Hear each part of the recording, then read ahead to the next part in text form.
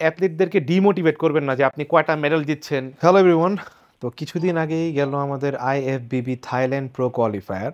আমার দুইটা athlete compete করছে, যেখানে আলবি ভাই এবং নিয়ন ভাই ছিলেন। মোটামুটি 7 জন বাংলাদেশ থেকে পার্টিসিপেট করছে।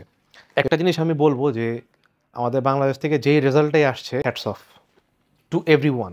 বডি বিল্ডিংয়ের ভিউয়ার যারা দেখতেছেন, অ্যাথলিটদেরকে ডিমোটিভেট করবেন না যে আপনি কয়টা মেডেল জিতছেন। সবাই কষ্টই করতেছে ভাই। এখন একটা স্টেজে অনেক ধরনের মানুষ আসে, পৃথিবীর বহুত ধরনের জেনেটিক কিন্তু এক জায়গায় আসে। এটা কিন্তু এমন না যে আপনি শুধু বাঙালির সাথে কম্পিট করতেছেন। এখানে ভ্যারাইটিস মানুষের সাথে মানুষ কম্পিট করতেছে, different genetics, different age, different muscle maturity. তো সব কিছু বিবেচনা করে কিন্তু আমাদের চিন্তা করতে হবে। সো আমাদের সবার উচিত হবে যে আমাদের অ্যাথলেটদেরকে আগে বাড়তে উৎসাহ করা, পিছে টান দেওয়া না। Thanks for watching.